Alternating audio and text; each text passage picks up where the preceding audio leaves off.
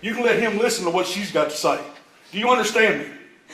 Do you understand me? Mr. Doolin, Mr. Doolin. I know. I'm sick of it. Mr. Doolin. We've had 4 years. He can give her 3 minutes to say what she needs to say.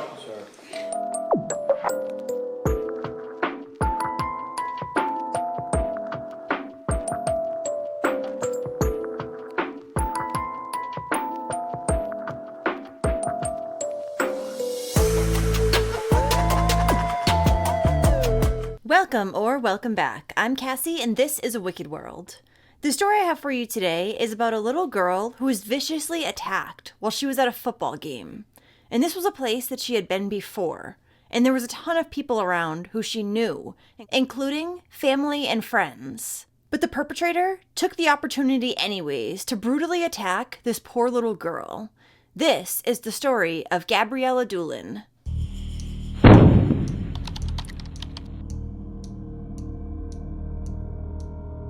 Gabriella Corrine Doolin, or Gabby, was born on December 26, 2007, to Brian and Amy Doolin.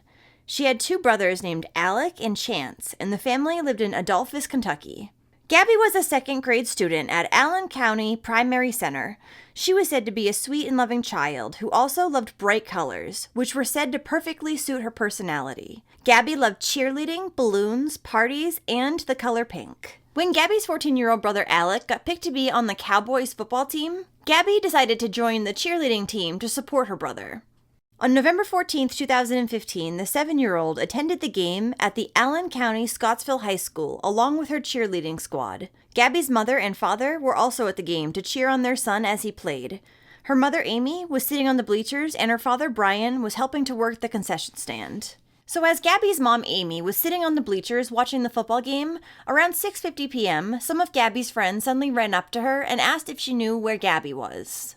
They told her that they had been playing hide-and-seek with Gabby around the bleachers, and she had been tasked at finding them.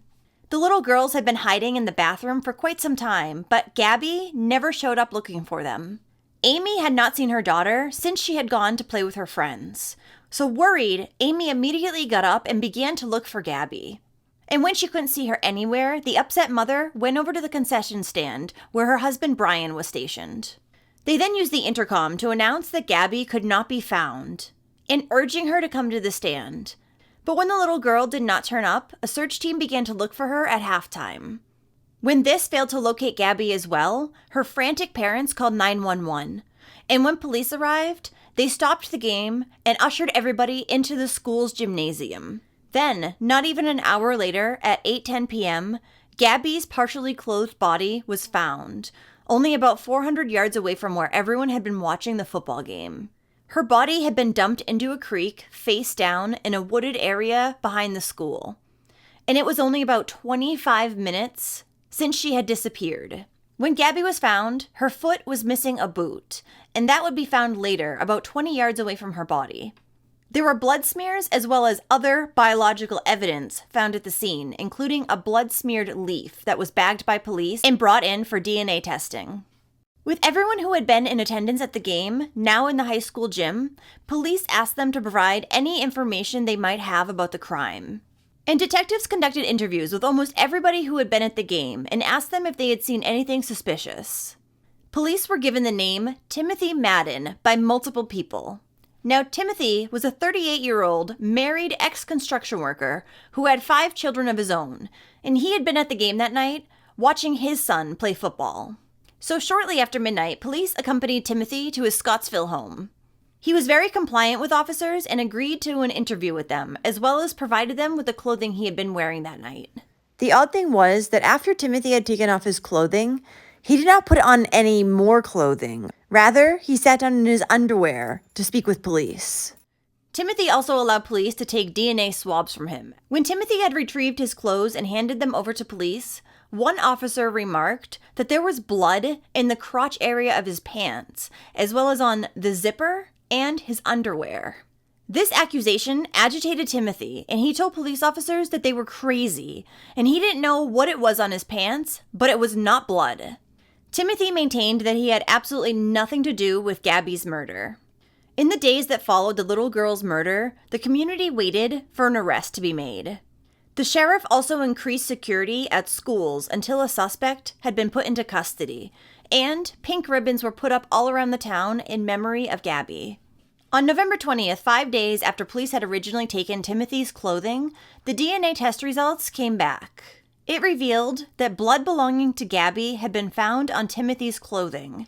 There was also DNA found on and inside Gabby's body that matched Timothy's. Gabby's autopsy report listed strangulation by unspecified means and drowning as her causes of death. It also noted injuries that indicated Gabby had been raped and sodomized. Timothy was taken into custody and he was charged with murder, kidnapping, first-degree rape, and first-degree sodomy. When police had first knocked at his door, he actually told them that they were in the wrong place. He was booked into the Barron County Detention Center in Glasgow and held on a $1 million bail. Up until Gabby's murder, Timothy Madden had a relatively clean criminal history, with only a few misdemeanor, non-violent crimes on his record.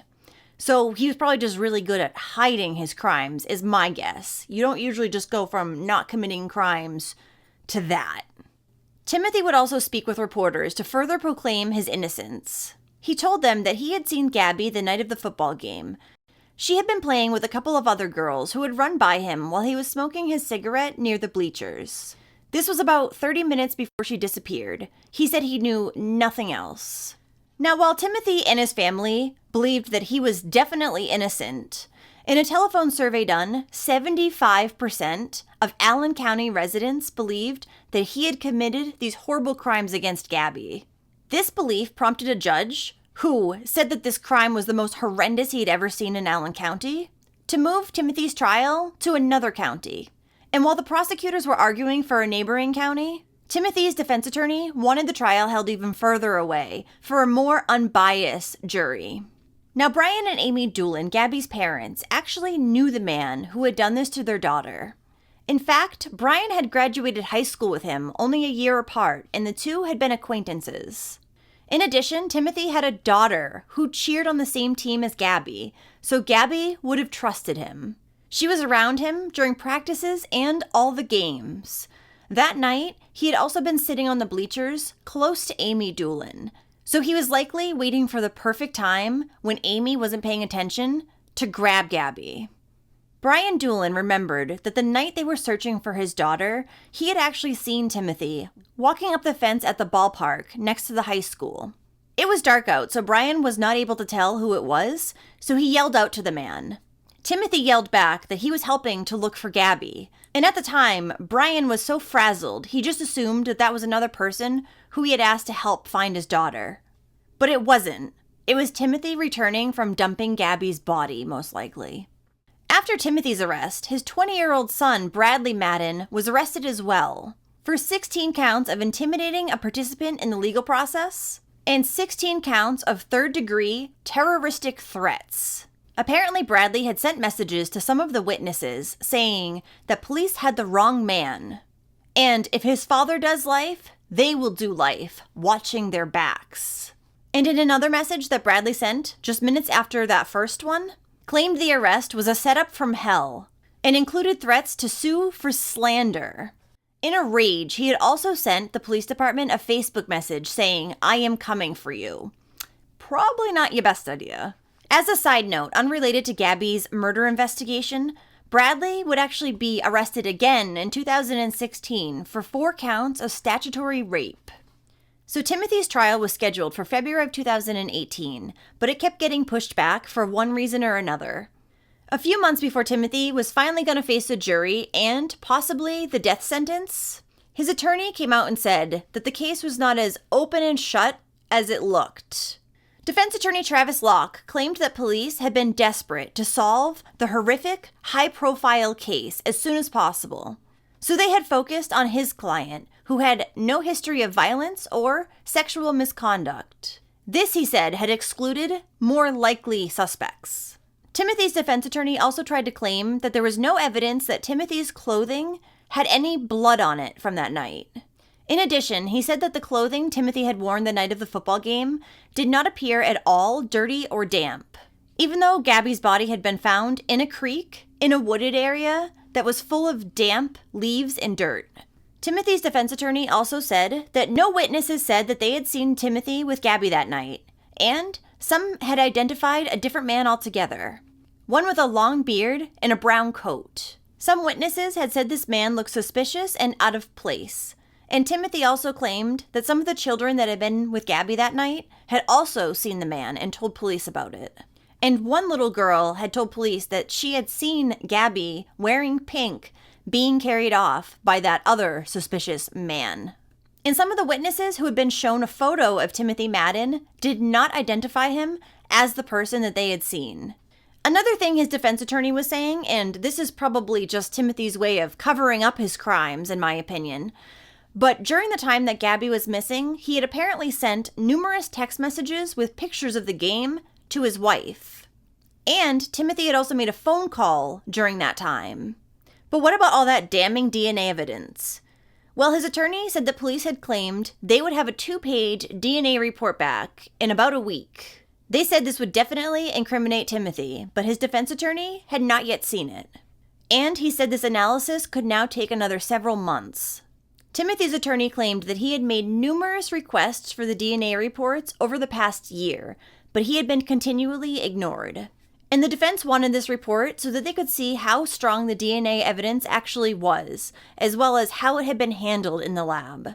During the course of the investigation, in addition to the DNA samples that had been collected from Timothy, police had also collected samples from his son, Bradley Madden, and from another man who had helped the Doolin family search for Gabby. This man had recently been arrested on a sexual abuse charge, which is why they ran his DNA. But Bradley Madden and the other man were eliminated as possible contributors to the DNA that matched the sample collected from Timothy Madden. Timothy Madden's trial was set for September 4th, 2019 in Hardin County. But shortly before, he unexpectedly changed his not guilty plea to guilty so that he could avoid getting the death penalty. So the case had taken so long to go to trial because in 2019, a new prosecutor had taken over. And partway through the process, Timothy had also gotten a new public defender. A judge had also granted Timothy's lawyer's request for a DNA retest, which had taken quite some time to finish. So Timothy pled guilty to murder and kidnapping, and he would take an Alfred plea on his other charges of first-degree rape and sodomy. And an Alfred plea is when you're pleading guilty, but you're not actually admitting that you did it. Do you then admit that you committed the offense of kidnapping of Gabriella Doolin? Guilty. Do you admit that the Commonwealth can meet its burden of proof that you committed the offense of rape first degree as well as sodomy first degree of Gabriella Doolin? Guilty. And finally, do you admit that you committed the offense of murder of Gabriella Doolin? Yes. How do you plead? Guilty. This plea deal, of course, came with the approval of Gabby's family. They decided that Timothy pleading guilty, instead of being given the death sentence, was better than the lengthy trial process they might face, as well as the prospect of a long appeals process had he been put on death row. Even though Timothy Madden would not stand trial, prosecutors were allowed a full day to present the evidence that they had against him, though the details of the evidence that were presented in court that day were never made publicly available. So on October 23rd, the judge agreed with what the plea deal recommended, which was life in jail with no possibility of parole. And Gabby's mother would give a victim impact statement during this hearing, saying, "Because of you, we lost our baby girl before she was even 8 years old." And at one point, Amy Doolin asked Timothy in her impact statement, "Why did you do it? There's no reason you can give. Gabby was an innocent little girl at her brother's football game." But as she spoke, Timothy Madden decided to turn his attention to his attorney instead. Gabby's father, Brian, aggravated by this, spoke up to the attorney and Timothy, and he said, Sir, that's the most disrespectful thing I've ever seen. Give us just a minute. We've had 4 years waiting. This is all we've asked. We haven't asked. Not enough respect. And you're an attorney. You're placed on the taxpayers. Absolutely. We're off the record.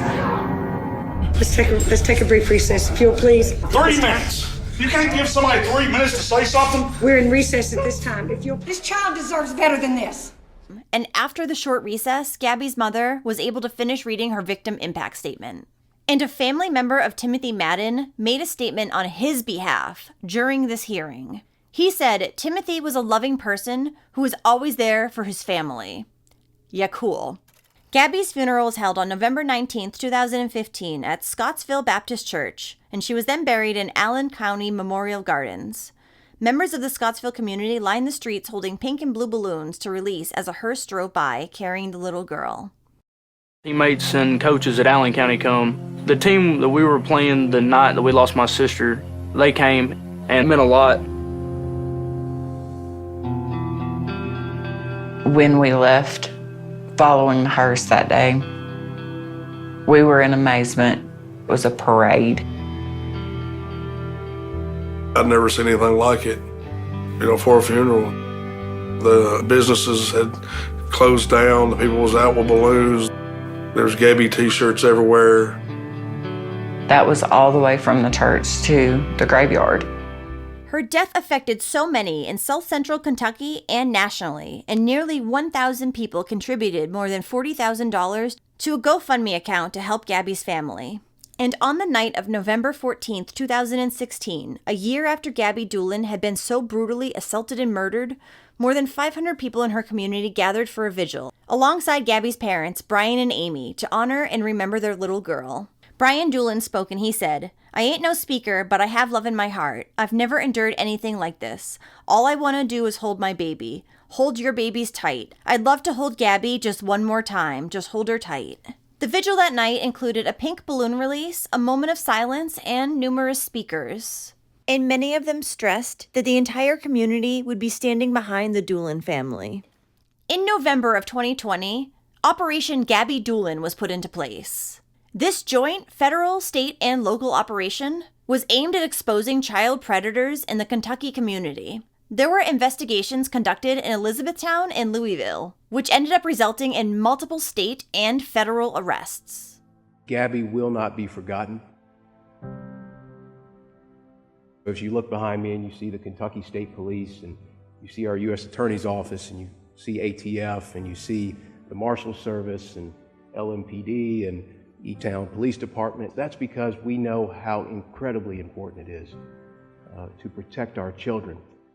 I'm here this morning to announce the culmination of Operation Gabby Doolin. 7 individuals, predators, are no longer on the streets of our Commonwealth, taken off the streets in her name. We're going to continue to work hard. The 7 individuals that have been charged and are in the process of being prosecuted, that again is a commitment, a redoubling of the effort to make sure that her name lives on and do everything we can, state and federal law enforcement community, to protect our most vulnerable. Well, thank you for listening to all of Gabby's story today. This crime is horrifying in so many ways. One of those being just how quickly it happened. She had only been missing for 25 minutes. It's very scary. So if you do like true crime and you want to hear from me, then don't forget to hit that subscribe button below. And turn on those notifications too, so you'll know when I upload a new video, which is 2 to 3 times every week. Thanks for watching A Wicked World today. Until next time, take care guys. Bye.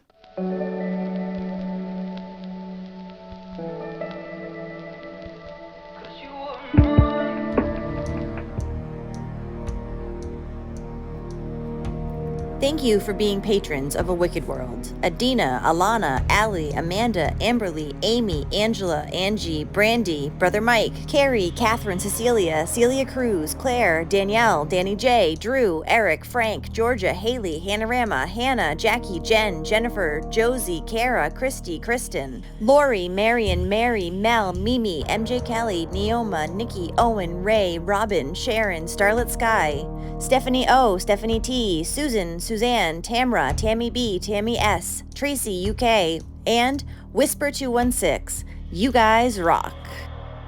Now, there's even more of A Wicked World on Patreon. So check it out at patreon.com/awickedworld or use the Patreon app. You'll have access to exclusive videos each month and more. Any support truly helps to make sure the victims never get forgotten and to highlight the shortcomings of society associated with each case. Do you have a suggestion for a case you'd like to see me cover? If so, send me an email at awickedworldtruecrime@gmail.com.